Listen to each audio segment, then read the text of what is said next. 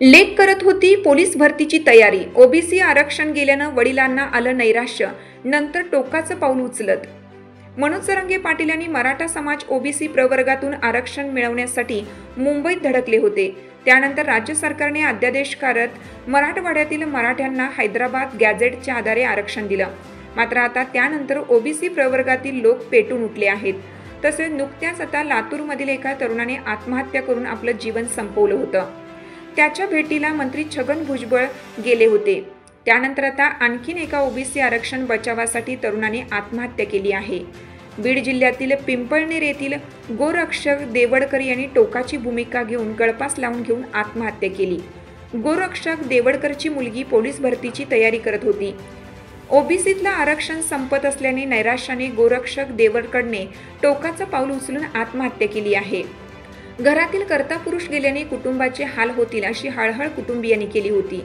आता इथून पुढे आमची जबाबदारी कोण घेणार असा प्रश्न या ठिकाणी उपस्थित होताना दिसतो। माझे वडील गेले पण आमची जबाबदारी कोण घेणार असा भावनिक सवाल गोरक्षक देवडकरच्या मुलीने केला आहे। सरकारने यावर लवकरात लवकर दखल घ्यावी अशी मागणी तिने केली आहे। दरम्यान लातूरच्या भरत कराड व 35 या तरुणाने आत्महत्या करत आपलं जीवन संपवलं। मराठवाड्यातील मराठा समाजाला हैदराबाद गॅझेट दिल्याच्या कारणावरून तरुणाने वाहत्या नदीत उडी घेऊन आत्महत्या केली। भरतने सुसाईड नोटमध्येही ओबीसी आरक्षणाला धक्का लागल्याचं पाहूनच आत्महत्या केली आहे। मी भरत महादेव कराड। आत्ताच्या महाराष्ट्र सरकारने मराठा समाजाला हैदराबाद गॅझेट लागू केल्याने ओबीसींच्या आंदोलनात वेळोवेळी सहभाग घेतला होता।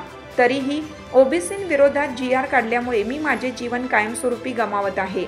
माझ्या पाठीमागे कुटुंबाला आणि ओबीसी समाजाला न्याय मिळावा अशी सुसाईड नोट लिहिली होती। चालू घडामोडींचे अपडेट्स जाणून घेण्यासाठी आपल्या हिरकणी न्यूज चॅनलला सबस्क्राइब जरूर करा, लाईक करा, कमेंट करा आणि शेअर करा। बेल आयकॉनवर प्रेस करा आणि नोटिफिकेशन्स मिळवा।